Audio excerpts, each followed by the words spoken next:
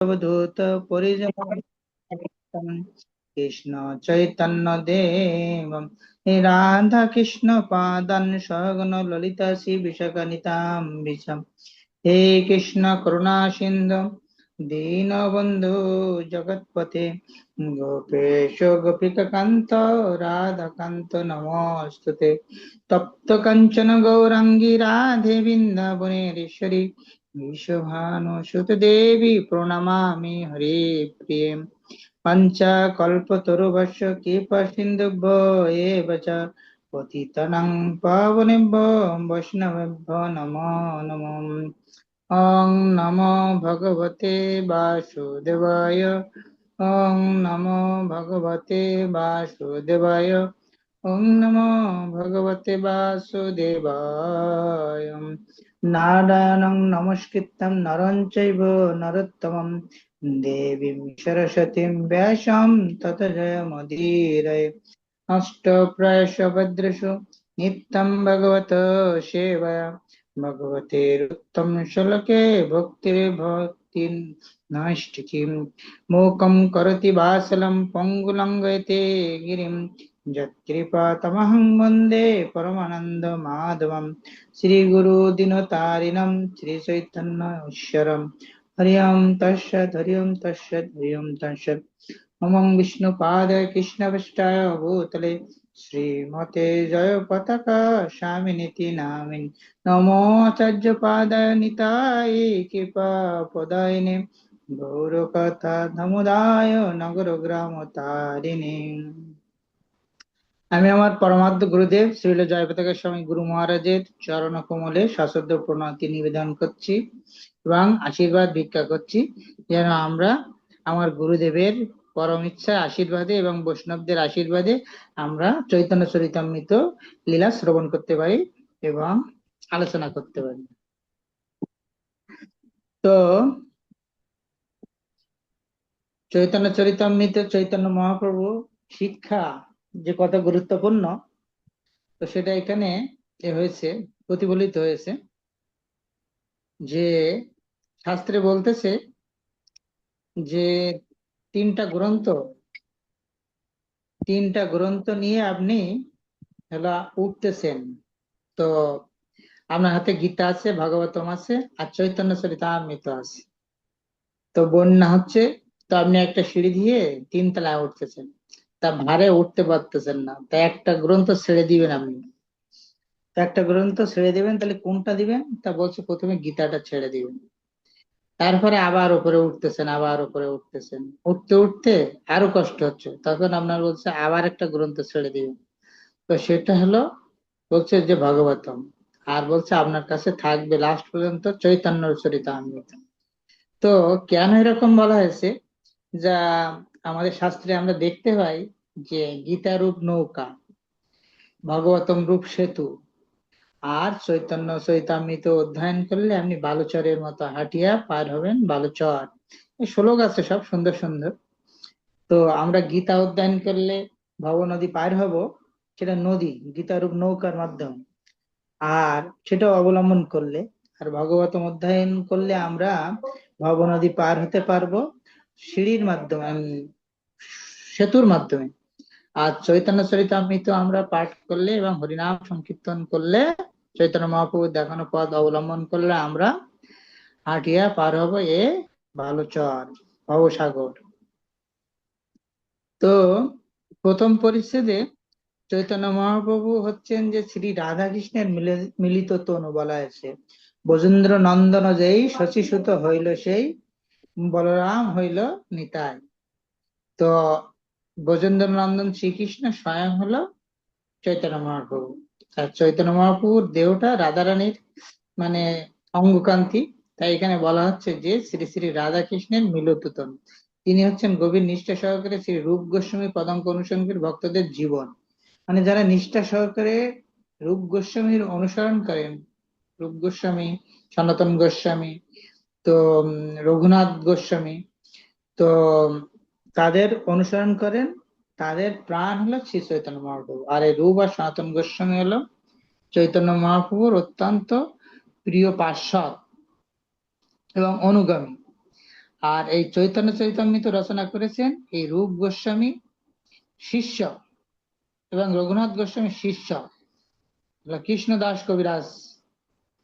কৃষ্ণদাস কবিরাজ গোস্বামীর আবার একজন শিষ্য ছিল, তিনি হলেন নরোত্তম দাস ঠাকুর। নরোত্তম দাস ঠাকুর। তো এই কৃষ্ণদাস কবিরাজ গোস্বামী শ্রী চৈতন্য চৈতামৃত রচনা করেছেন। চৈতন্য চৈতামৃত রচনা যখন করেছিলেন, উনি অনেক বৃদ্ধ ছিলেন, তারপরেও ভগবানের কাছে আশীর্বাদে, চৈতন্য মহাপ্রভুর আশীর্বাদে তিনি এই চৈতন্য চরিতামৃত লেখা শেষ করতে পারছিলেন। তো আমরা সেই চৈতন্য চরিতামৃত, চৈতন্য মহাপ্রভুর যে বাণী এবং চৈতন্য মহাপ্রভুর যে শিক্ষা, সেটা আমরা চৈতন্য চরিতামৃতের মাধ্যমে আমরা জানতে পারি। চৈতন্য মহাপ্রভু 48 বছর এই ধরাধামে ছিলেন। তার থেকে 24 বছর ছিলেন নবদ্বীপ ধামে, আর 24 বছর ছিলেন হলো পুরী ধামে, শ্রীক্ষেত্রে। আর এই 24 বছরের ভিতরে আবার 6 বছর বিভিন্ন জায়গায় তিনি গমনাগমন করেছেন, আর 18 বছর তিনি এই পুরী ধামে ছিলেন। তো আমরা প্রথমে আদি লীলা শুরু করব চৈতন্য চরিতামৃতর। আদি লীলায় এই গুরবাদি বন্দন এবং মঙ্গলাচরণ প্রথম অধ্যায়, আমরা সেই প্রথম অধ্যায় আলোচনা করব সর্বপ্রথম। তো শ্রীকৃষ্ণ এবং তার অংশ প্রকাশ সময় ভগবানের সময় পর্যবেক্ত শক্তিমান পঞ্চতত্ত্ব, মানে শ্রীকৃষ্ণের যারা সঙ্গে ছিলেন, শ্রীকৃষ্ণ এবং বলরাম, এবং ওই লীলায় যারা ছিলেন, সেই লীলায় এখানে পঞ্চতত্ত্ব রূপে তারা আবার একসঙ্গে মিলিত হয়েছিলেন। যে শ্রীকৃষ্ণ ব্রজেন্দ্র নন্দন শ্রীকৃষ্ণ হলো চৈতন্য মহাপ্রভু, বলরাম হলো নিত্যানন্দ প্রভু, অদ্বৈত আচার্য হলো সদাশিব, আর গদাধর পণ্ডিত হলো রাধারানী, আর শিবাস হলো নারদ মুনি। তো এই 5 জন মিলেই পঞ্চতত্ত্ব। তো তাদের উদ্দেশ্য করে প্রথমে বলছেন প্রথম শ্লোক, বন্দে শ্রী গুরুন ঈশ ভক্তান ঈশম ঈশবতরকান তৎপ্রকাশঞ্চ তচ্ছদি তৎশক্তি ও কৃষ্ণ চৈতন্য সঙ্গকম। আমি দীক্ষা এবং শিক্ষাভেদে গুরুবর্গের, পরমেশ্বর ভগবানের ভক্তবৃন্দের, শ্রীবাস আদি পরমেশ্বর ভগবানের অবতারগণের, শ্রী অদ্বৈত আচার্য আদি পরমেশ্বর ভগবানের প্রকাশ সময় শ্রী নিত্যানন্দ আদি পরমেশ্বর ভগবানের শক্তি সময় শ্রী গদাধর আদি, এবং শ্রীকৃষ্ণ চৈতন্য নামক পরমেশ্বর ভগবানের বন্দনা করি। এই যে পঞ্চতত্ত্বের বন্দনা দিয়ে এই কৃষ্ণদাস কবিরাজ গোস্বামী চৈতন্য চরিতামৃত এই লেখা শুরু করছেন, পঞ্চতত্ত্বের এই 5 জনের বন্দনা করে। তারপরের শ্লোকে বলছে, বন্দে শ্রীকৃষ্ণ চৈতন্য নিত্যানন্দ সহ ধীধৌত গৌড়োদয়ে পুষ্পবন্ত চিত্র শব্দ তমনুধ। গৌড় দেশের পূর্ব দিগন্তে একই সময় অতি বিস্ময়কর ভাবে সূর্য এবং চন্দ্রের মতো যারা উদিত হয়েছেন, সেই পরম মঙ্গল প্রদাতা অজ্ঞান ও অন্ধকার নাশক শ্রীকৃষ্ণ চৈতন্য মহাপ্রভু এবং নিত্যানন্দ প্রভুকে আমি বন্দনা করি। তো 2 জন অবতীর্ণ হয়েছেন, চন্দ্র এবং সূর্য। তো চন্দ্র সূর্য পৃথিবীতে ছিল, কিন্তু এই চন্দ্র সূর্যকে চৈতন্য মহাপ্রভু হলো এবং নিত্যানন্দ মহাপ্রভু, 2 জন মহাপ্রভু। গৌড় দেশে পূর্ব দিগন্তে একই সময়ে অতি বিস্ময়কর ভাবে সূর্য চন্দ্রের মতো যারা উদিত হয়েছেন, সেই পরম মঙ্গলদাতা এবং অজ্ঞান এবং অন্ধকার নাশক শ্রীকৃষ্ণ চৈতন্য মহাপ্রভু এবং নিত্যানন্দ প্রভুকে আমি বন্দনা করি। তৃতীয় শ্লোক, যদোদৈতং ব্রহ্মোপনিষদি তদোপশ্য তনুভা যান্তর যামি পুরুষৈতি সহসংস বিভাব ষড়ৈশ্বর্যম পূর্ণজা ইহ ভগবান স্বয়ং স্বয়ং ন চৈতন্যম কৃষ্ণ জগতি পরম তত্ত্বম পরমিহম। উপনিষদে যাকে নির্বিশেষ ব্রহ্মরূপে বর্ণনা করা হয়েছে, তা এই শ্রীকৃষ্ণ চৈতন্যের অঙ্গকান্তি। এই পরম ব্রহ্মটা কি? ব্রহ্মরূপে, উপনিষদে নির্বিশেষ ব্রহ্মরূপে যে বর্ণনা করা হয়েছে, সেটা ভগবানের অঙ্গরশ্মি, অঙ্গকান্তির যে রশ্মি, সেটাকেই বলা হচ্ছে। যোগ শাস্ত্রে যোগীরা যে পুরুষকে অন্তর্যামী পরমাত্মা বলেন, তিনি তারই শ্রী চৈতন্য অংশ বৈভব। আর তত্ত্ব বিচারে যাকে সর্বৈশ্বর্যপূর্ণ ভগবান বলা হয় তিনি স্বয়ং এই শ্রীকৃষ্ণ চৈতন্য, অভিন্ন স্বরূপ। এ জগতে শ্রীকৃষ্ণ চৈতন্য থেকে ভিন্ন পরতত্ত্ব আর কিছুই নেই। মানে শ্রীকৃষ্ণ চৈতন্য মহাপ্রভু স্বয়ং ভগবান, সেখানে এখানে বলা হচ্ছে। আর ভগবানের আমরা জানি, ভগবতে আমরা একটা শ্লোক পড়েছি যে ব্রহ্ম উপলব্ধি এবং পরমাত্মা উপলব্ধি এবং ভগবান স্বয়ং সবিশেষ উপলব্ধি, এই তিনটা ভগবানকে উপলব্ধি করা যায়, সেই কথা এখানে আলোচনা হয়েছে। 4 নম্বর শ্লোক। অনারপিত চরঞ্চিরাত করুণায় অবতীর্ণ ফল সমপত্যন্ন জল রসংস ভক্তি শ্রিয়ম হরিপুরট সুন্দর দুতি কন্দর সন্দীপিত সদা হৃদয় কন্দরে স্ফুরতু শচীনন্দনম। পূর্বে বহুকাল পর্যন্ত যা অর্পিত হয়নি, অনার্পিত চরিঞ্চিরাত করুণায় অবতীর্ণ ফল, তো সমুজ্জ্বল রসায়ম সভক্তি প্রিয়ম হরি পুরট সুন্দর দুতি কন্দর দস্য সন্দীপিত সদা হৃদয় কন্দ্রে স্ফুরত বল শচীনন্দন। বহু পূর্বে, বহুকাল পূর্বে যা অর্পিত হয়নি, উন্নত উজ্জ্বল রসময়ী নিজের ভক্তি সম্পদ দান করার জন্য যিনি করুণাবশত কলিযুগে অবতীর্ণ হয়েছেন, যিনি স্বর্ণ থেকে সুন্দর দ্যুতিসমূহ দ্বারা সমুদ্ভাসিত, সেই শচীনন্দন শ্রীহরি সর্বদা তোমার হৃদয় কন্দ্রে স্ফুরিত হোক। তো আসলে এখানে এই কলিকালের আগে, এই বর্তমান কলিকালের আগে এইরকম ভাবে কোনো ভগবান, মানে আমরা জানি ভগবানের বিভিন্ন অবতার, যেমন গীতাতে বলছে যদা যদা হি ধর্মস্য গ্লানি ভবতি ভারত অভ্যুত্থানম অধর্মস্য তদাত্মনম সৃজাম্যহং পরিত্রাণায় সাধনাং বিনাশায় চ দুষ্কৃতাম ধর্ম সংস্থাপনার্থায় সম্ভবামি যুগে যুগে।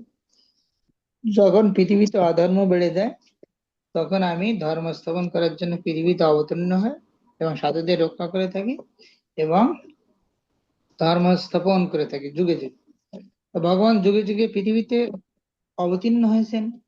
সাক্ষাৎ ব্রজেন্দ্র নন্দন কৃষ্ণ স্বয়ং অবস্থা অবতীর্ণ হয়েছেন, কিন্তু তিনি যা দেননি, এই সেই ব্রজেন্দ্র নন্দন কৃষ্ণ শ্রী চৈতন্য মহাপ্রভু রূপে অবতীর্ণ হয়ে সেই ভক্তি সম্পদ দান করেছেন। উন্নত উজ্জ্বল রসময়ী নিজের ভক্তি সম্পদ, মানে ভগবানের যে ভক্তি সম্পদ, এটা অন্য কোনো অবতারে দান করেন, এই কলিযুগে তিনি দান করেছেন। তাহলে এটা বহু মূল্যবান, এর মতো মূল্যবান আর পৃথিবীতে হলো কিছু নেই। ব্রহ্মাণ্ডে যদি কিছু একটা কিছু থেকে, এই ভক্তি, ভগবানের কিভাবে ভক্তি করতে হয় সেটা চৈতন্য মহাপ্রভু এসে দেখিয়েছেন, এবং কিভাবে সেই ভক্তিটার অঙ্গ যে ভক্তি কি জিনিস, সেই জিনিসটা চৈতন্য মহাপ্রভু আমাদেরকে অনার্পিত চরণ চিরাত করুণা অবতীর্ণ কর, মানে শুধু বিলাই দেওয়ার জন্য উনি এসছেন এবং আমাদের বিলাই দিয়েছেন।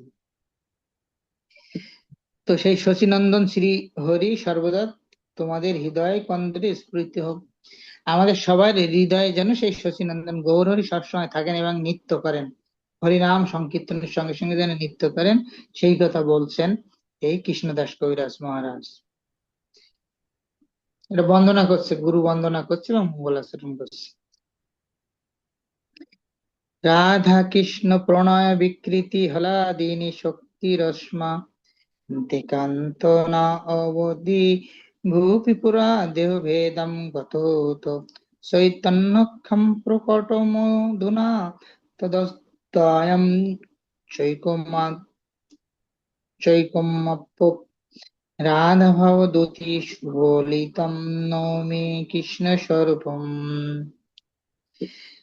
রাধা কৃষ্ণ প্রণয় বিকৃতি হলাদিনী শক্তির মা দেখাত্ত নাপি ভুবি পুরা দেহ ভেদম গতৌত চৈতন্যক্ষম প্রকটমধুনা তদ্বদম চৈকত্যমত্তম রাধা ভাবদূতি সুবলিতম নৌমি কৃষ্ণ স্বরূপম। শ্রী রাধিকা শ্রীকৃষ্ণের প্রণয়ের বিকাশ স্বরূপা, মানে শ্রী রাধিকা শ্রীকৃষ্ণের প্রণয়ের বিকাশ স্বরূপ, সুতরাং শ্রীমতী রাধারানী শ্রীকৃষ্ণের ফলাদিনী শক্তি এই জন্য শ্রীমতী রাধারানী এবং কৃষ্ণ শ্রীকৃষ্ণের একাত্ম হলে তারা অনাদিকাল থেকে গোলককে পৃথক দেহ ধারণ করে আছেন।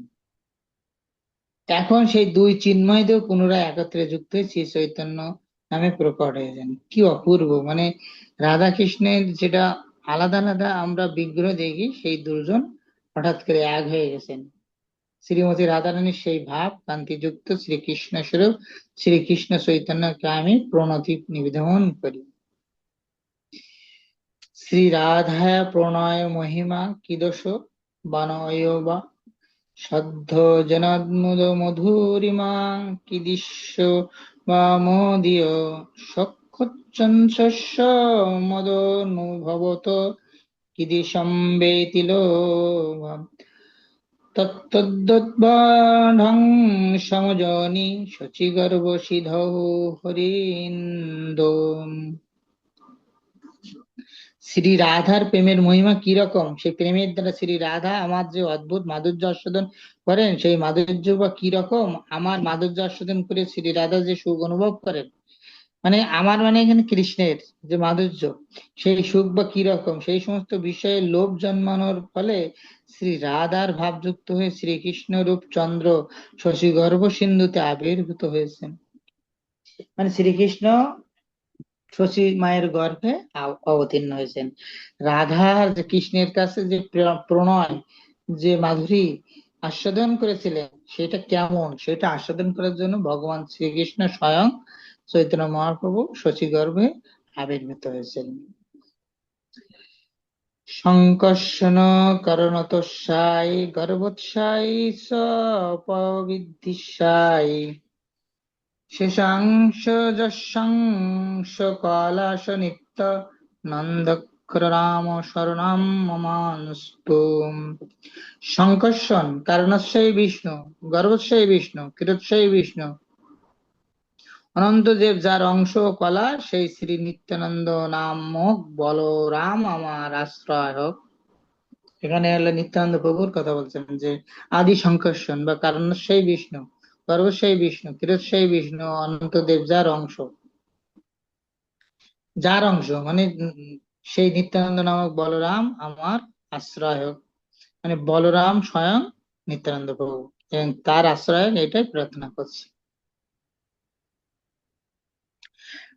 8 নম্বর শ্লোক। মায়াতীতে ব্যাপী বৈকুণ্ঠ লোক পুণ্য ঐশ্বর্যে শ্রী চতুর্ভুবন মধ্যে রূপম যশোদ্ধাতি সংকর্ষণাখম তম শ্রী নিত্যানন্দ রাম প্রপদ্যে।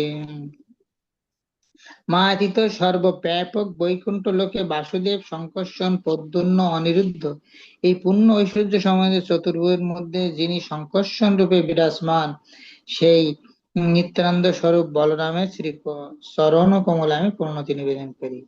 মানে আদি সংকর্ষণ মানে বাসুদেব, সংকর্ষণ বাসুদেব থেকে বাসুদেব কৃষ্ণ, সংকর্ষণ থেকে বলরাম, প্রদ্যুম্ন, অনিরুদ্ধ এই পূর্ণ ঐশ্বর্য সমন্বিত চতুর্ভুজের মধ্যে যিনি সংকর্ষণ রূপে বিরাজমান, সেই নিত্যানন্দ স্বরূপ বলরামের শ্রী চরণে কমলে আমি প্রপত্তি করি, মানে প্রণাম করছি।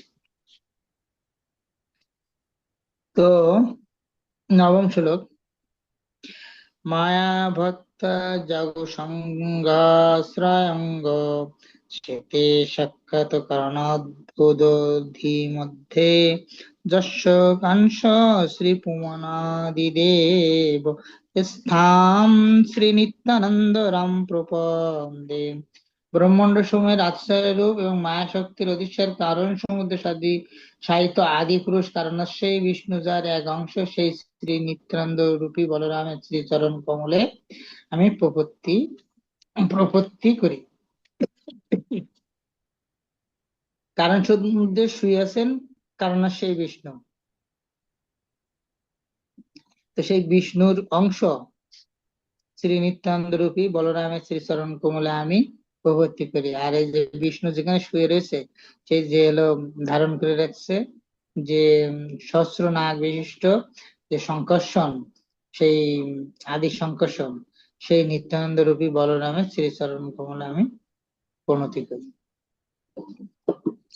যস্য অংশ অংশ ছিল গর্ভোৎসাই যদ্নাভ্যজম লোক সংগত নালম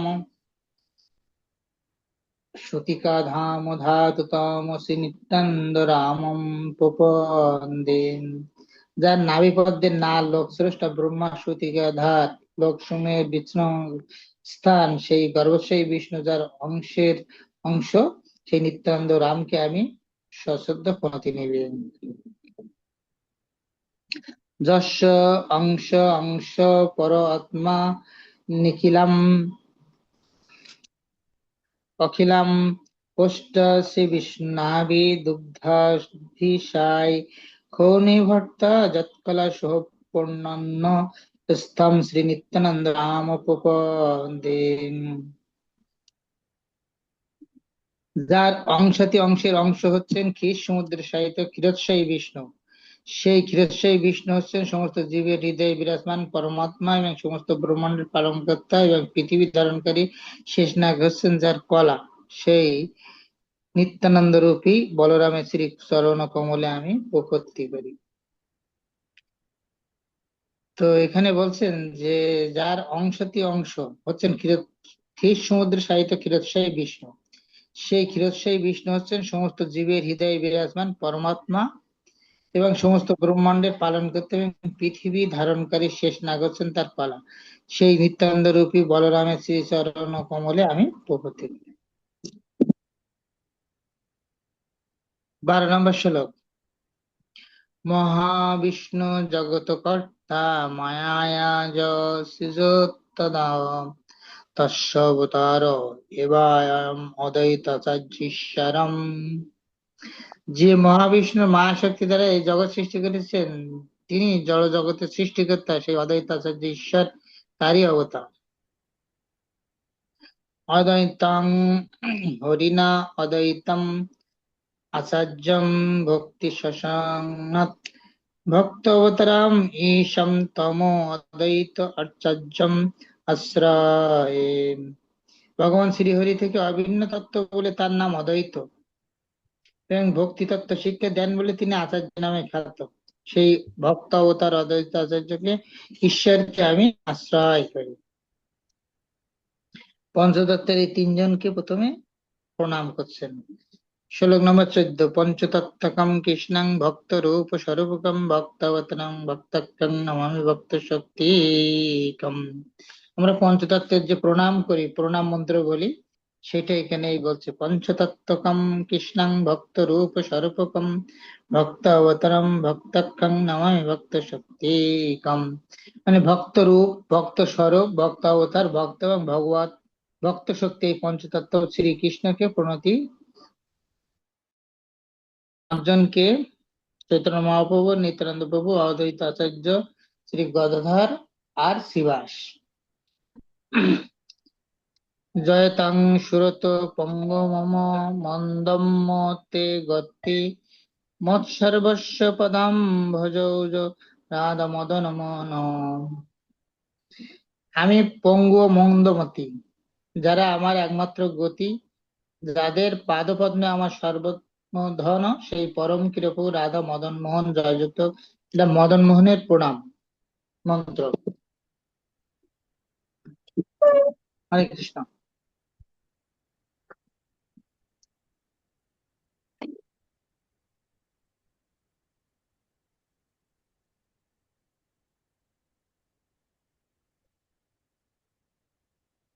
জয়তাং সুরত পঙ্গ মম মন্দ মতের গতি মতৈজ পদম ভজৌজ রাধা মদন মোহন।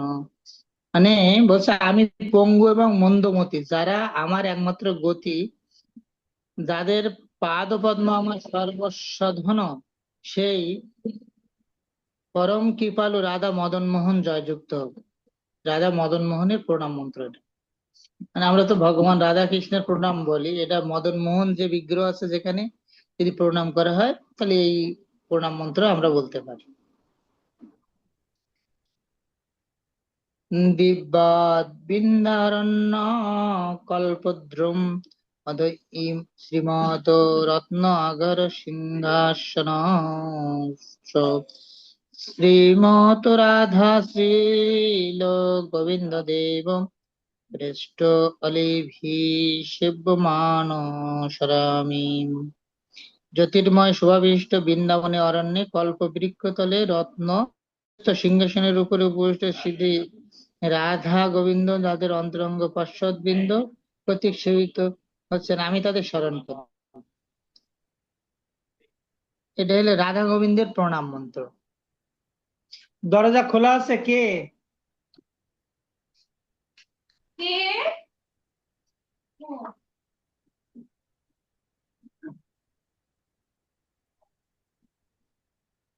তো এই দ্বিতীয় শ্লোক, যেটা শ্লোকটা বললাম, এটা হলো রাধা গোবিন্দের মন্ত্র। রাধা গোবিন্দ। তো প্রথম মদন মোহন সম্বন্ধ তত্ত্ব, তারপরে হলো অভিধেয় তত্ত্ব, তারপরে আপনার এখানে প্রয়োজন তত্ত্ব গোপীনাথ। শ্রীমান রাস রসান্তি বংশী বট তটস্থিত কশ্যন বেণু নৈ গোপী গোপীনাথ শ্রী হে অন্তনম। বলছে শ্রীমান রাস রস আরন্তি বংশী বট তটস্থিত কশ্যন বেণু স্থনয় গোপী গোপীনাথ শ্রী হে অন্তন। মানে রাস নৃত্য রসের প্রবর্তক বংশীবট তটস্থিত পরম সুন্দর গোপীনাথ বেণুধ্বনি দ্বারা গোপীগণকে আকর্ষণ করেন, তিনি আমার মঙ্গল বিধান করুন। এটা হলো গোপীনাথের, রাধা গোপীনাথের মন্ত্র, প্রণাম মন্ত্র। জয় জয় শ্রী চৈতন্য জয় নিত্যানন্দ, জয় অদ্বৈত চন্দ্র জয় গৌর ভক্ত বৃন্দ। তো বলছে শ্রী চৈতন্য মহাপ্রভু এবং নিত্যানন্দ প্রভুর জয় হোক, শ্রী চৈতন্য অদ্বৈত চন্দ্রের জয় হোক এবং জয় হোক সমস্ত গৌর ভক্তবৃন্দের। এতক্ষণ প্রণাম বলার পরে এবার চৈতন্য মহাপ্রভুর প্রণাম বলছে।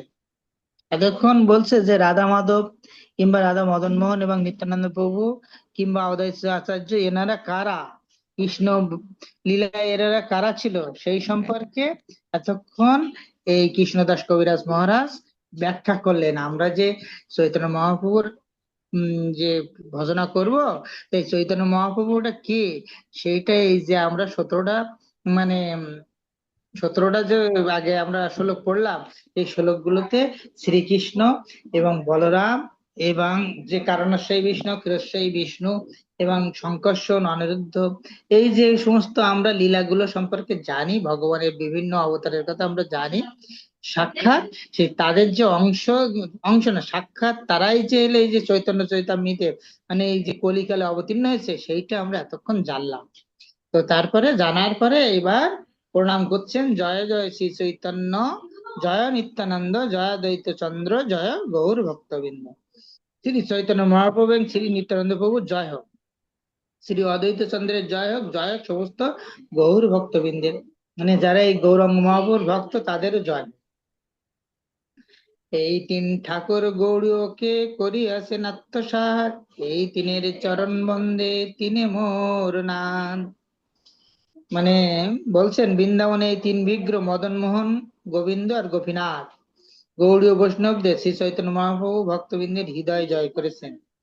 আমি এই মদন মোহন বলেছি আর রাধা গোপীনাথ বলেছি আর রাধা গোবিন্দ, এই যে তিন বিগ্রহ রাধা গোবিন্দ মদন মোহন আর গোপীনাথ গৌড়ীয় বৈষ্ণবদের হৃদয় জয় করেছেন, চৈতন্য মহাপ্রভুর ভক্তবৃন্দের হৃদয় জয় করেছে, আমি তাদের শ্রীপাদ বন্দনা করি। মানে কৃষ্ণদাস কবিরাজ মহাশয় এই ভক্তদের চরণ বন্দনা করছেন, কেননা তারা আমার হৃদয়ের দেবতা। উনি বলতেছেন এই তিন ঠাকুর হলো মদন মোহন গোবিন্দ এবং গোপীজন বল্লভের বিশেষ প্রিয় গুণাবলী রয়েছে। পরমেশ্বর ভগবানের সঙ্গে আমাদের হারিয়ে যাওয়া সম্পর্কের পুনঃপ্রতিষ্ঠা করার সময় মদন মোহনের আরাধনা করতে হয়। আমরা সেজন্য বলেছি যে হলো সম্বন্ধ তত্ত্ব হলো মদন মোহন, আর অভিধেয় তত্ত্ব হলো রাধা গোবিন্দ, আর প্রয়োজন তত্ত্ব হলো এই গোপীনাথ। এ ব্যাপারে আমরা বিস্তারিত আলাপ করবো পরে। পরমেশ্বর ভগবানের সঙ্গে যে নিত্য সম্পর্কে কোন রকম ধারণাই বর্তমান বদ্ধ অবস্থা আমাদের নেই, যেহেতু আমরা ভগবানের হলো সন্তান, তাই এই সন্তানের সঙ্গে পিতার তো একটা সম্পর্ক থাকে। তা আমরা এই বহু জন্ম জন্মান্তর কোটি কোটি জন্ম এই ভ্রমণ করতে করতে এই জড় জগতে ভ্রমণ করতে করতে আমরা আমাদের পিতার সঙ্গে সম্পর্ক ভুলে গেছি। সেই ভুলে যাওয়া সম্পর্কটা কি, সেই সম্পর্কে বলছে যে যে সেই ভুলে যাওয়া সম্পর্কটার প্রথম হলো এটা হলো মদন মোহন। তো 20 নম্বর শ্লোকে গ্রন্থের আরম্ভে করি মঙ্গলাচরণ, গুরু বৈষ্ণব ভগবান তিনের শরণ।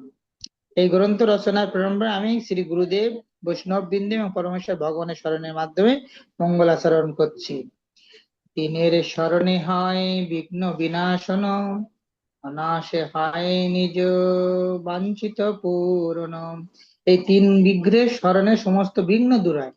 আমরা যদি মদন মোহন, রাধা গোবিন্দ এবং রাধা গোপীনাথ এই তিন বিগ্রহে স্মরণ করি, তাহলে আমাদের সমস্ত মনোবাঞ্ছনা পূর্ণ হবে। তা আমরা তো জড় জগতে আছি, আমরা তো চাই আমাদের মনোবাঞ্ছনা পূর্ণ।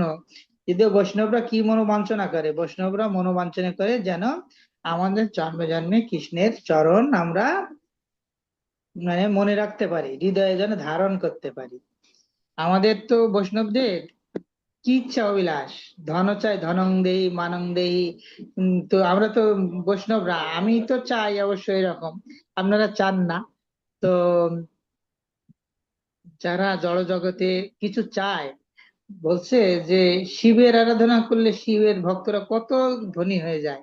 কত, যেমন রাবণ শিবের ভক্ত ছিল, তারপরে এলো বিকাসুর শিবের ভক্ত ছিল, কত কত অসুররা শিবের ভক্ত ছিল। তারা কত কত ধনী, কত কত। আর কৃষ্ণের হলো অর্জুন বলছে, দেখো কৃষ্ণ আমি তো তোমার ভক্ত, আমরা তো পাণ্ডবরা তোমার ভক্ত, কিন্তু আমাদের এত বিপদ কেন, আমাদের এত বিপদ কেন? তো ভগবান বলছে, কৃষ্ণ বলছে যে যে আমার ভক্ত আমি তার সর্বনাশ করি। এখন আপনারা সর্বনাশে পড়তে চান কিনা দেখেন। প্রথমে তাদের সব কেড়ে নেয় ভগবান, বলছে আমার ভক্ত যে, তার আমি সমস্ত কিছু হলো কেড়ে নিই। তারপরে যদি সে তারপরেও যদি না ছাড়ে আমার পাশ, তবে আমি হই তার দাসের দাস। বলছে আমি সবকিছু কেড়ে নেওয়ার পরেও যদি সে আমার চরণ না ছাড়ে, তবে আমি তার দাসের দাস হয়ে যাই। কৃষ্ণ এই কথা বলছে। এখন আপনারা ভেবে দেখেন যে হলো আপনারা এই ভগবানের চরণ ধরে রাখবেন কিনা। তো এখানে বলছেন এই তিন বিগ্রহের স্মরণ সমস্ত বিঘ্ন দূর হয়। এই রাধা গোপীনাথ, রাধা গোবিন্দ এবং রাধা হলো মদন মোহন, এই তিন বিগ্রহ আমরা স্মরণ করব, করলে আমাদের আসলে মনোবাঞ্ছনা পূর্ণ। আর আমাদের মনোবাঞ্ছনা কি, আমরা ভগবানের যাতে হৃদয়ে ধারণ করতে পারি, সবসময় ভগবানকে যেন ভুলে না তাই। বিপদে সম্পদে যো কিছু মোর ওর পিলতুয়া পদে, নন্দ কিশোর ভক্তি বিনোদ ঠাকুর গেয়েছেন। মানস দেহ গেয় যো কিছু মোর, আর পেল তুয়া পদে নন্দ কিশোর। হচ্ছে আমার যা কিছু আছে, মানস মানে মন, দেহ, আর আমার যে সম্পদ আছে, যো কিছু মোর ওর কুল তুয়া পদে নন্দ কিশোর। তো ওই নন্দ কিশোরের চরণে যেন আমরা সবকিছু অর্পণ করতে পারি। তো এই তিন বিগ্রহ স্মরণ করলে আমাদের মনোবাঞ্ছনা পূর্ণ হবে। তাহলে আমরা এই তিন বিগ্রহের সামনে গিয়ে আমরা বলতে পারি, হে গোবিন্দ, হে গোপীনাথ, হে মদন মোহন, তুমি যেন আমার হৃদয় থেকে চলে যেও না। আমি যে দেহে থাকি, যে অবস্থানে থাকি। সেই চিত্রকেতু রাজা যখন অভিশপ্ত হয়েছিল, আমরা ভাগবতে পড়েছি যে শিব ঠাকুরের কোলে বসে, ডান উরুর উপরে বসে মাতা পার্বতী হলো কৃষ্ণ কথা শ্রবণ করছিল। এটা দেখে চিত্রকেতু একটু হেসেছিল। তো আর বলছে এটা শিব ঠাকুর কি করছে এটা। তো তখন এটা দেখে হলো মাতা দুর্গা অভিশাপ দিয়েছিল, অসুরজনী প্রাপ্ত হোক চিত্রকেতু রাজা। তখন চিত্রকেতু কোনো দুঃখ পায়নি। সে মায়ের কাছে বলল, মা তুমি যেহেতু আমাকে অভিশাপ দিয়েছো, আমি ওই অভিশাপটা গ্রহণ করলাম, তুমি আমাকে একটা আশীর্বাদ করো। তোমার কাছে আমি এই আশীর্বাদ চাই, আমি যেন গোবিন্দের চরণ না ভুলে যাই। তোমার কাছে আমি আমি যে দেহে থাকি, ওষুধ দেহে থাকি আর যে দেহে থাকি, আমি যেন আমি ভগবান গোবিন্দের চরণ না ভুলে যাই। তা আমাদেরও সেই রকম ইচ্ছা হওয়া উচিত যে ভগবানের চরণ যেন আমরা ভুলে না যাই। তো 23 নম্বর শ্লোক, প্রথম দুই শ্লোকে ইষ্টদেব নমস্কার, সামান্য বিশেষ রূপে দ্বৈত প্রকার। প্রথম দুটি শ্লোকের মাধ্যমে ইষ্টদেবকে সাধারণভাবে এবং বিশেষভাবে প্রণতি নিবেদন করা হয়েছে। তৃতীয় শ্লোকেতে করি বস্তুর হইতে জানি পরম তত্ত্বের উদ্দেশ্য। তৃতীয় শ্লোকে পরম তত্ত্ব বস্তু সম্পর্কে নির্দেশ প্রদান করেছে। এই বর্ণনার মাধ্যমে পরম তত্ত্বকে দর্শন করা যায়। চতুর্থ শ্লোকেতে করি জগতে আশীর্বাদ, সর্বত্র মাগিয়া কৃষ্ণ চৈতন্য প্রসাদ। সকলের জন্য শ্রীকৃষ্ণ চৈতন্য মহাপ্রভুর আশীর্বাদ প্রার্থনা করে চতুর্থ শ্লোকে আমি সমস্ত জগতের প্রতি ভগবানের করুণার কথা বর্ণনা করছি। ভগবান যে কি করুণা করছে আমাদের, সেটা বর্ণনা করছে। সেই শ্লোকে কহি বাহ্য অবতার কারণ, পঞ্চষষ্ঠ শ্লোকে করি মূল প্রয়োজন। সেই শ্লোকে আমি শ্রী চৈতন্য মহাপ্রভুর অবতরণের বাহ্য কারণ বর্ণনা করেছি, কিন্তু ষষ্ঠ শ্লোকে তার অবতরণের মুখ্য কারণ বিশ্লেষণ করেছে। আমরা জানি ভগবানের আবির্ভাবের দুটো কারণ, একটা মুখ্য কারণ, একটা হলো গৌণ কারণ। এই 6 শ্লোকে কহি চৈতন্যের তত্ত্ব, আর শ্লোকে নিত্যানন্দের মহত্ব। এই ষষ্ঠ শ্লোকে, 6টি শ্লোকে আমি শ্রী চৈতন্য মহাপ্রভুর তত্ত্ব বিশ্লেষণ করেছি, আর তার পরবর্তী 5টি শ্লোকে আমি নিত্যানন্দ প্রভুর মহিমা বর্ণনা করেছি। ওই যে আমরা প্রথমে বলছিলাম যে এই যে চৈতন্য মহাপ্রভু কে আর নিত্যানন্দ প্রভু কে, এই শ্লোকগুলোতে আমরা প্রথমে যা বিশ্লেষণ করেছি যে চৈতন্য মহাপ্রভুর তত্ত্ব, চৈতন্য মহাপ্রভু কে আর নিত্যানন্দ প্রভুর মহিমা, আমরা ওই প্রথম শ্লোকগুলোতে করেছি। আর 2 শ্লোকে অদ্বৈত তত্ত্বখান উপাখ্যান, আর 1 শ্লোকে পঞ্চতত্ত্বের ব্যাখ্যা, আর 2টো শ্লোকে অদ্বৈত আচার্য উপাখ্যান বর্ণনা করা হয়েছে। পরের 2টি শ্লোকে অদ্বৈত আচার্য প্রভু তত্ত্ব বিশ্লেষণ করছে, আর পরের শ্লোকে পঞ্চতত্ত্ব ভগবানের অংশ প্রকার, অবতার, শক্তি ও ভক্ত বর্ণনা করা হয়েছে। ওই যে শ্রীবাস, শ্রীবাস হলো ভক্ত, ভক্ত, আর হলো গদাধর পণ্ডিত হলো ভক্ত শক্তি, আর ভক্ত অবতার হলো অদ্বৈত আচার্য, আর সাংস প্রকাশ হলো এ শ্রী চৈতন্য মহাপ্রভু আর নিত্যানন্দ প্রভু, ভগবান এবং নিত্যানন্দ প্রভু। এই 14 শ্লোকে করি মঙ্গল আচরণ, তহি মধ্যে কহি সব বস্তু নিরূপণ। এই 14টি শ্লোকে মঙ্গল আচরণ করা হয়েছে এবং তার মাধ্যমে পরম তত্ত্বকে নিরূপণ করা হয়েছে। 30 নম্বর শ্লোক, সব শ্রোতা বৈষ্ণবেরে করি নমস্কার, এই সব শ্লোকের করি অর্থ বিশান। আমি সমস্ত বৈষ্ণব শ্রোতাদের শ্রীপাদ পদ্মে আমার সশ্রদ্ধ প্রণতি নিবেদন করি। এই সমস্ত শ্লোকের নিগূঢ় অর্থ বিশ্লেষণ করছি। সকল বৈষ্ণব শুন করি এক মন, শ্রী চৈতন্য কৃষ্ণের শাস্ত্র মত নিরূপণ। আমি সমস্ত বৈষ্ণব পাঠককে অনুরোধ করছি, তারা যেন একাগ্র চিত্তে শ্রীকৃষ্ণ চৈতন্য সম্বন্ধে শাস্ত্রে নিরূপিত এই সমস্ত মতামত পাঠ করেন এবং শ্রবণ করেন। মানে কৃষ্ণদাস কবিরাজ গোস্বামী অনুরোধ করছে একাগ্র চিত্তে, মানে মনোযোগ দিয়ে যেন আমরা এই চৈতন্য চরিতামৃতের এই শ্লোকগুলো পাঠ করি এবং শ্রবণ করি। শ্রী চৈতন্য মহাপ্রভু হচ্ছেন পরম তত্ত্ব শ্রীকৃষ্ণ স্বয়ং। এই তত্ত্ব প্রমাণিক শাস্ত্র সময়ের ভিত্তিতে নিরূপিত হয়েছে। কখনো কখনো মানুষ শাস্ত্র প্রমাণ ব্যতীত তাদের খামখেয়ালিপনা, আবেগ ও প্রবণতার ভিত্তিতে কোনো মানুষকে ভগবান বলে গ্রহণ করে থাকে। শ্রী চৈতন্য চৈতামৃতের প্রণেতা শাস্ত্র প্রমাণ উল্লেখ করে তার সমস্ত উক্তির যথার্থ প্রতিপন্ন করেছেন।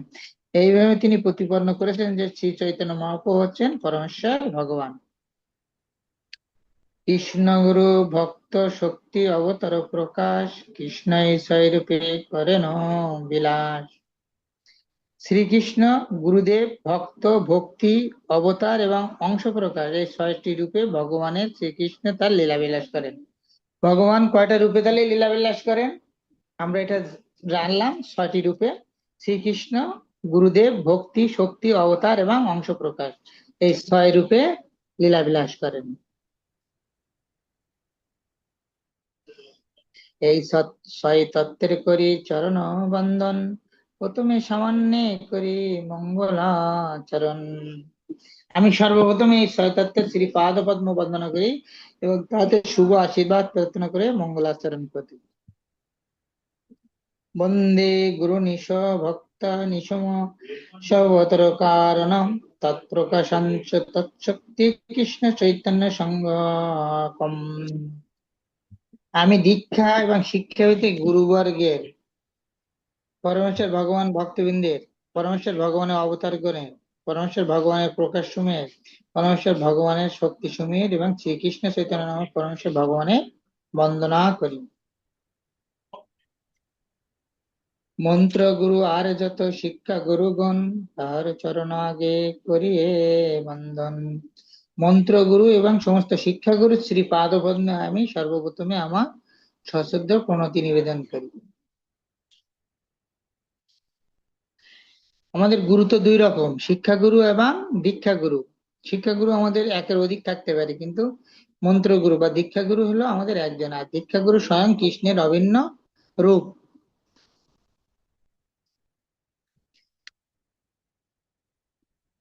36 নম্বর, শ্রীরূপ শ্রী সনাতন ভট্ট রঘুনাথ, শ্রীজীব গোপাল ভট্ট দাস রঘুনাথ। আমার শিক্ষাগুরু হচ্ছেন শ্রী রূপ গোস্বামী, শ্রী সনাতন গোস্বামী, শ্রী রঘুনাথ ভট্ট গোস্বামী, শ্রী জীব গোস্বামী, শ্রী গোপাল ভট্ট গোস্বামী, শ্রী রঘুনাথ দাস গোস্বামী। মানে কৃষ্ণদাস গোস্বামী, কৃষ্ণদাস কবিরাজের গুরুদেব এই ছয়জন, এই ষড়গোসাই। এই ছয় গুরু শিক্ষা গুরু যে আমার, তা সবার পদমে কোটি নমস্কার। এই ছয়জন হচ্ছেন আমার শিক্ষাগুরু এবং তাদের শ্রী পাদপদ্মে আমি আমার অনন্ত কোটি প্রণতি নিবেদন করি।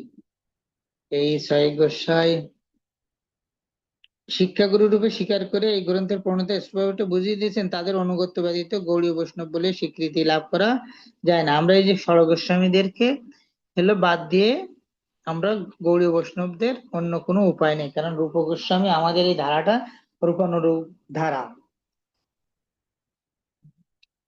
শ্লোক নম্বর 8, ভগবানের ভক্ত যত শিবাস প্রধান, তা সবার পদপদ্মে সহস্র প্রণাম।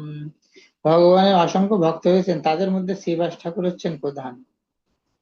ভগবানের ভক্তদের ভিতর প্রধান হলো চৈতন্য মহাপ্রভু, ভক্তদের ভিতর প্রধান হলো শ্রীবাস ঠাকুর। আমি তার সকলের পদপদ্মে আমার সহস্র প্রণতি নিবেদন করি।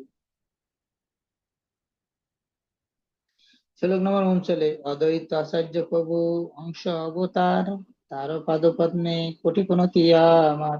অদ্বৈত আচার্য হচ্ছেন আমাদের ভগবানের অংশ অবতার, আমি তার শ্রী পাদপদ্মে অনন্ত কোটি প্রণতি নিবেদন করি। নিত্যানন্দ রায় প্রভু স্বরূপ প্রকাশ, তার পাদপদ্মে বন্দদার মুন্সি তার দ্বার। শ্রীমান নিত্যানন্দ রায় হচ্ছেন ভগবানের স্বরূপ প্রকাশ, আমি তার দ্বারা দীক্ষিত হয়েছি, তাই আমি তার শ্রী পাদপদ্মের বন্দনা করি। শ্লোক নম্বর 41, গদাধর পণ্ডিতাদি প্রভুর নিজ শক্তি, তা সবার চরণে মোর সহস্র প্রণতি। মানে গদাধর পণ্ডিত আদি প্রভুর নিজ শক্তি, ভগবান অন্তরঙ্গ শক্তিদের শ্রী পাদপদ্মে আমি শতকোটি সহস্র প্রণতি নিবেদন করি, যাদের মাধ্যমে শ্রী গদাধর প্রভু হচ্ছেন প্রধান। এই গদাধর হলো কৃষ্ণ লীলায় রাধারানী স্বয়ং। শ্লোক নম্বর 42, শ্রীকৃষ্ণ চৈতন্য প্রভু স্বয়ং ভগবান, তাহার পদরবিন্দে অনন্ত প্রণাম। শ্রীকৃষ্ণ চৈতন্য মহাপ্রভু হচ্ছেন স্বয়ং ভগবান এবং তার শ্রীপাদ পদ্মে আমি আমার অনন্ত কোটি প্রণাম নিবেদন করি। সাবরণে প্রভুরে করিয়া নমস্কার, এই ছয় দেহ জৈসে করিয়ে বিচার। সমস্ত পাশ্চাত্য ভগবান শ্রী পাদপদ্মে আমার প্রণতি নিবেদন করে আমি এখন এই ছয় তত্ত্বের বিচারপূর্বক ব্যাখ্যা করার চেষ্টা করব। যদ্যপি আমার গুরু চৈতন্যের দাস, তথাপি জানি আমি তাহারও প্রকাশ। যদ্যপি আমার গুরু চৈতন্যের দাস, যদিও আমি জানি যে আমার গুরুদেব হচ্ছেন শ্রী চৈতন্য মহাপ্রভুর দাস, তবুও তিনি হচ্ছেন শ্রী চৈতন্য মহাপ্রভুর প্রকাশ।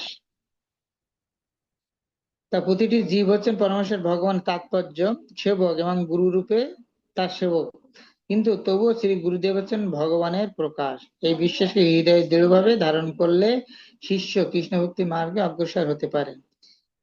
তার মানে গুরুদেবকে ভগবানের প্রকাশ রূপে জানতে হবে, এ না ভাবলে তার হৃদয়ে কৃষ্ণ ভক্তি কেউ অগ্রসর হতে পারবে না। শ্রী গুরুদেব শ্রীকৃষ্ণ থেকে অভিন্ন, কারণ তিনি হচ্ছেন শ্রীকৃষ্ণের প্রকাশ। তিনি স্বয়ং বলরাম। সেই নিত্যানন্দ প্রভু হচ্ছেন শ্রীকৃষ্ণের প্রথম প্রকাশ, যিনি হচ্ছেন আদি গুরু। তিনি শ্রীকৃষ্ণের লীলায় তাকে সহায়তা করেন এবং তিনি শ্রীকৃষ্ণের নিত্য সেবক। এই নিত্যানন্দ প্রভু হলো আদি গুরু ও বলরাম হলো আদি গুরু। তিনি ভগবানের লীলা প্রকাশ করার জন্য সহায়তা করেন। কখনো কখনো গুরুদেব নিজেকে ভগবান বলে জাহির করেন না, পক্ষান্তরে তিনি ভগবানের প্রতিনিধিত্ব করেন। শাস্ত্রের বিষয়ে সাবধান করে দিয়ে বলা হয়েছে কেউ যেন নিজেকে ভগবান বলে জাহির না করে, কিন্তু গুরুদেব যেহেতু ভগবানের সবচেয়ে অনুগত বিশ্বস্ত, তাই তাকে শ্রীকৃষ্ণের মতো সম্মান প্রদর্শন করতে হবে। আমাদের গুরুদেবকে খুব সুন্দর করে সম্মান করা উচিত। গুরু কৃষ্ণ রূপে হয় শাস্ত্র প্রমাণে, গুরু রূপে কৃষ্ণ কৃপা করেন ভক্ত গণে। শাস্ত্রের প্রমাণ অনুসারে শ্রী গুরুদেব হলো কৃষ্ণ, শ্রীকৃষ্ণ থেকে অভিন্ন। গুরু রূপে শ্রীকৃষ্ণ তার ভক্তদের কৃপাপূর্বক উদ্ধার করেন, মানে গুরু রূপে এসে আমাদেরকে এই দীক্ষা দান করে, কৃষ্ণ মন্ত্র দান করে আমাদেরকে উদ্ধার করেন। ভগবান স্বয়ং গুরু রূপে আসেন। শ্রী গুরুদেবের সঙ্গে শিষ্যের সম্পর্ক পরমেশ্বর ভগবানের সঙ্গে তার সম্পর্কের মতো। গুরুদেব সর্বদাই মনে করেন যে তিনি পরমেশ্বর ভগবানের অতি দীন সেবক, কিন্তু শিষ্যের কর্তব্য হচ্ছে তাকে সর্বদাই ভগবান প্রতিনিধি রূপে দর্শন করা। শ্লোক নম্বর 46। আচার্যাম্মাম বিজানীয়ান্ন অবনত কহিচিৎ ন মথ্যবুদ্ধ সুইত সর্বদেবময় গুরু। আচার্যকে আমার থেকে অভিন্ন বলে জানা উচিত এবং কখনো কখনো কোনোভাবে তাকে অশ্রদ্ধা করা উচিত না। তাকে একজন সাধারণ মানুষ বলে মনে করে তার প্রতি ঈর্ষান্বিত হওয়া উচিত না, কেননা তার মধ্যে সমস্ত দেবতাদের অধিষ্ঠান রয়েছে। মানে গুরুদেবের ভিতরে সমস্ত দেবতারা অবস্থান করেন, সমস্ত দেবতারা পর্যন্ত গুরুদেবের মধ্যে অবস্থান করে। এখানে একটি শ্লোক শ্রীমদ ভগবতের 11, 17, 27, 11তম স্কন্ধের 27 নম্বর অধ্যায় 27 নম্বর শ্লোক উদ্ধৃত। উদ্ধব যখন শ্রীকৃষ্ণকে চতুর্বর্ণ চতুরাশ্রম সম্বন্ধে প্রশ্ন করেছিলেন, তখন সেই প্রশ্নের উত্তর দেওয়ার সময় প্রসঙ্গক্রমে শ্রীকৃষ্ণ এই শ্লোকটি উল্লেখ করেছিলেন। এটা ভগবতমের শ্লোক। সদ্গুরুর তত্ত্বাবধানে ব্রহ্মচারীদের কিভাবে আচরণ করা উচিত সে সম্বন্ধে শ্রীকৃষ্ণ তাকে বিশেষভাবে উপদেশ দিয়েছিলেন। গুরুদেব কখনো তার শিষ্যের সেবা উপভোগ করেন না, তিনি ঠিক একজন পিতার মতো। পিতার স্নেহপূর্ণ তত্ত্বাবধান ব্যতীত শিশু যেমন বড় হতে পারে না, ঠিক তেমনি সদ্গুরুর তত্ত্বাবধান ব্যতীত শিষ্য ভগবতীর স্তরে উন্নতি হতে পারে না। শ্লোক নম্বর 47। শিক্ষা গুরুকে তত জানে কৃষ্ণের স্বরূপ, অন্তর্যামী ভক্ত শ্রেষ্ঠ সেই দুই রূপ। শিক্ষা গুরুকে পরমেশ্বর ভগবান শ্রীকৃষ্ণের স্বরূপ বলে জানতে হবে। শ্রীকৃষ্ণ নিজেকে অন্তর্যামী এবং পরমাত্মা রূপে এবং শ্রেষ্ঠ ভক্ত রূপে প্রকাশ করেন। শিক্ষা গুরুরও হলো এখানে অনেক মহিমা বর্ণনা করা হয়েছে। আমাদের সবার শিক্ষা গুরু প্রভুপাদ। তাছাড়া যশোষ্ঠ যে সমস্ত ভক্ত আছেন গুরুদেবের প্রতিনিধি হিসাবে, তো সেখানে শিক্ষাগুরুকে কি বলছেন? শিক্ষাগুরুকে পরমেশ্বর ভগবান শ্রীকৃষ্ণের স্বরূপ বলে জানতে হবে। শিক্ষাগুরুকে শ্রীকৃষ্ণ হচ্ছেন নিজেকে অন্তর্যামী পরমাত্মা রূপে এবং শ্রেষ্ঠ ভক্ত রূপে প্রকাশ করেন। তাৎপর্য শ্রীল কৃষ্ণদাস কবিরাজ গোস্বামী উল্লেখ করেছেন শিক্ষাগুরু হচ্ছেন শ্রীকৃষ্ণের যথার্থ প্রতিনিধি। শিক্ষা গুরু রূপে শ্রীকৃষ্ণ আমাদের অন্তরে এবং বাইরে শিক্ষা দেন। অন্তর থেকে তিনি আমাদের নিত্য সহচর পরমাত্মা রূপে শিক্ষা দেন এবং বাইরে শিক্ষা গুরু রূপে ভগবত গীতার জ্ঞান দান করেন। দুই রকম শিক্ষা গুরু রয়েছেন, মুক্ত পুরুষ যিনি সর্বত্রভাবে ভগবানের সেবায় মগ্ন, আর যিনি যথাযথ নির্দেশ প্রদান করার মাধ্যমে শিষ্যের হৃদয়ে কৃষ্ণ ভাবনা জাগরিত করেন। এই দুটো হলো শিক্ষা গুরু।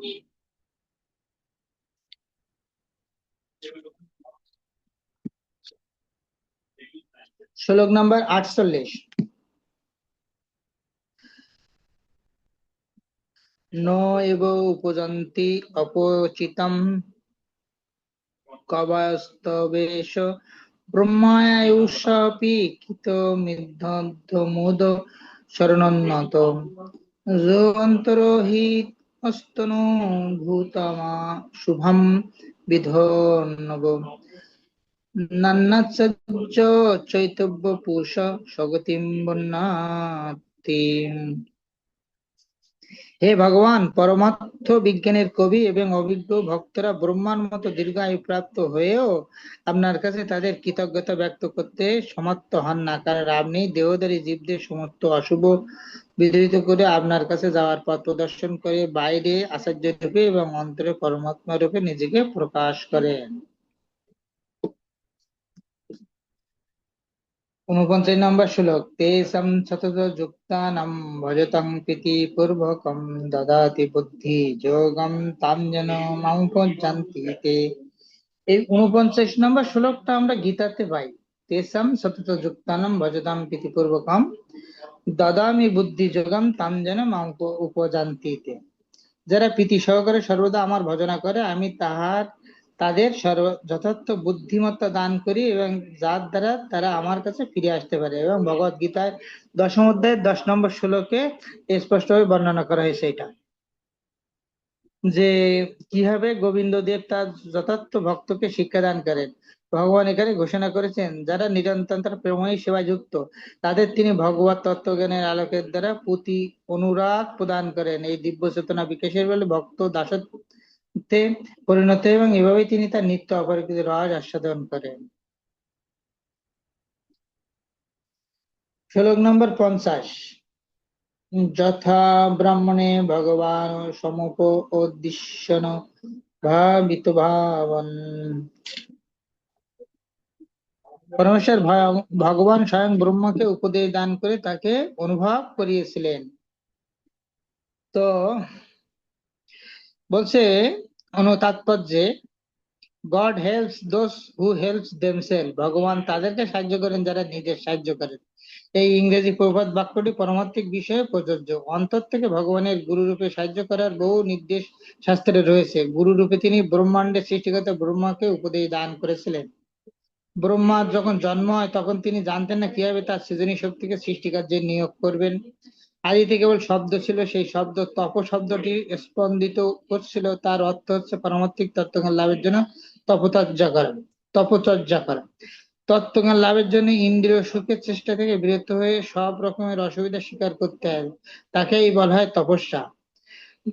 ইন্দ্রিয় উপভোগকারীরা কখনোই ভগবত ভক্তি ও তত্ত্ববিজ্ঞান উপলব্ধি করতে পারে না। আমরা যে মঙ্গল আরতি করি, ভোরবেলা ঘুমিতে উঠে যে সময় ঘুমানোর সময়, সেই সময় উঠে স্নান করি। এই স্নান করাটা এবং ঘুম থেকে ওঠাটা, ওই 4:30টার সময় 4টার সময় ওঠাটা একটা তপস্যা। তো ইন্দ্রিয় উপভোগকারীরা কখনোই ভগবত ভক্তির তত্ত্ব বিজ্ঞান উপলব্ধি করতে পারে না। তাই ব্রহ্মা যখন তপ শব্দের দ্বারা শ্রীকৃষ্ণের কাছে দীক্ষিত হয়েছিলেন তখন তিনি তপস্যা শুরু করেছিলেন এবং ভগবানের কৃপায় দিব্য জ্ঞান লাভ করার মাধ্যমে চিৎ জগৎ বৈকুণ্ঠ লোক দর্শন করতে পেরেছিলেন। আধুনিক যুগের বৈজ্ঞানিকরা রেডিও, টেলিভিশন, কম্পিউটার প্রভৃতি আবিষ্কার করার মাধ্যমে জাগতিক সবকিছুর সঙ্গে যোগাযোগ স্থাপন করতে সক্ষম হয়েছে, কিন্তু তপচর্যার মাধ্যমে মানব জাতির আদি পিতা ব্রহ্মা যে বিজ্ঞান আয়ত্ত করেছিলেন তা ছিল অত্যন্ত সূক্ষ্ম। এমন একদিন সময় আসবে যখন জড় বৈজ্ঞানিকরা জানতে পারবে কিভাবে আমরা বৈকুণ্ঠ জগতের সঙ্গে সংযোগ স্থাপন করতে পারি। ব্রহ্মা আমাদের পরমেশ্বর ভগবানের শক্তি সম্বন্ধে জানতে অনুসন্ধিৎসু হয়েছিলেন এবং ভগবান তার প্রশ্নের উত্তর দিয়েছিলেন পরবর্তী 6টি শ্লোকে। পরম গুরু রূপে পরমেশ্বর ভগবানের দেওয়া এই জ্ঞান শ্রীমদ ভগবতের 2 হলো 9:31, মানে এই যে চতুর্থ শ্লোকে যে ভগবান দ্বিতীয় স্কন্ধের 9ম অধ্যায়ের হলো 31 থেকে 36 নম্বর পর্যন্ত, মানে 33 থেকে 36 পর্যন্ত 4টি শ্লোক। এখানে মোট 6টা শ্লোকের কথা বলা হয়েছে। এই 6টা শ্লোক পাঠ করলে মোটামুটি এই ব্রহ্মার উত্তর ওইখানে ব্রহ্মার সঙ্গে কথোপকথন ভাগবতমে আছে। তো এখানে বলছে যে একদিন সময় আসবে যখন জড় বৈজ্ঞানিকরাও জানতে পারে কিভাবে আমরা বৈকুণ্ঠ জগতের সঙ্গে সঙ্গ স্থাপন করতে পারি। কিভাবে জানতে পারবে? ব্রহ্মা যেমন তপস্যা করেছিল, তপস্যা করার পরে তো ব্রহ্মা জানতে পেরেছে, তেমনি এই বিজ্ঞানীরা তো বিভিন্ন বিষয়ে তপস্যা করে বিভিন্ন আবিষ্কারের জন্য। তেমনি এই বিজ্ঞানীরা যখন এই বৈকুণ্ঠ জগৎ এবং ভগবান সম্পর্কে তপস্যা করবেন তখন চিৎ জগৎ সম্পর্কে তারাও জানতে পারবেন। তো এই প্রথম অধ্যায়ে আমরা 100টার মতো শ্লোক আছে, 100 কি 102 থেকে 3টা শ্লোক আছে। আমরা প্রথম দিন এই 50টা শ্লোক পড়লাম, এবং এখানে আমরা তাৎপর্যে বলছে গডস হেল্পস দো হু হেল্পস দেমসেলফ, মানে ভগবান, আমরা এটা ইংরেজিতে সবসময় বলি যে নিজের চেষ্টা না করলে কখনোই কোনো কিছু লাভ করা যায় না। তো ভগবান তাকে সাহায্য করবে না আমি যদি চেষ্টা না করি। তা আমাদের সেজন্য তপস্যা করতে হবে ভগবানের। আর যেহেতু চৈতন্য মহাপ্রভু অনার্পিত চরিঞ্চিরাত করুণায় অবতীর্ণ, মানে যা পূর্বে কখনো দেয়নি তাই দেওয়ার জন্য এই পৃথিবীতে এসেছেন, আমাদের দিয়েছেন।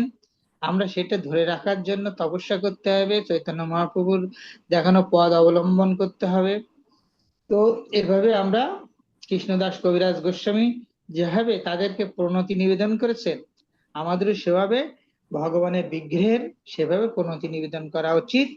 আমরা মদন মোহন বিগ্রহ, রাধা গোবিন্দ বিগ্রহ এবং রাধা গোপীনাথ বিগ্রহের কাছে যদি প্রার্থনা করি, তবে আমাদের মনোবাঞ্ছনা পূর্ণ হবে। আমরা যা আজকে হলো পাঠ করলাম, তো আমাদের সেই ধারাগুলো কৃষ্ণদাস কবিরাজ গোস্বামী মহারাজ বা উম, কৃষ্ণদাস কবিরাজ মহাশয় যেভাবে আমাদের শিক্ষা দিলেন, যেভাবে শিক্ষা দিচ্ছেন, সেইভাবে আমাদেরকে এই চৈতন্য চরিতামৃত মানে উপাখ্যানটা আত্মস্থ করতে হবে, এবং সেইভাবে শ্রদ্ধা করতে হবে, এবং সেইভাবে পড়তে হবে। চৈতন্য মহাপ্রভুকে সাক্ষাৎ ভগবান হিসাবে আমাদেরকে মানতে হবে, কারণ শাস্ত্রে সেই প্রমাণই দিয়েছেন কৃষ্ণদাস কবিরাজ মহাশয়। এবং ব্রজেন্দ্র নন্দন কৃষ্ণর যে পরবর্তী ধাপ, চৈতন্য মহাপ্রভুর নিত্যানন্দ প্রভু যে বলরাম, সেটা আমরা এখানে জানতে পেরেছি। অদ্বৈত আচার্য যে উম মহাবিষ্ণুর অবতার,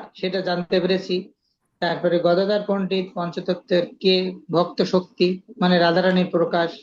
এবার ভক্তদের ভিতরে প্রমুখ প্রধান শ্রীবাস, আমরা আজকে জানলাম ভক্তদের ভিতরে চৈতন্য মহাপ্রভুর ভক্তদের ভিতরে প্রধান ভক্ত হলো শ্রীবাস। এই জিনিসগুলো আমরা আমরা অসংখ্য তথ্য পেয়েছি আজকে এই যে 50টা শ্লোক আমরা আলোচনা করলাম। আর এই চৈতন্য চরিতামৃত হলো রসের আধার। আমরা এটা পর্যায়ক্রমে পড়তে পড়তে আনন্দ পাবো আশা করি।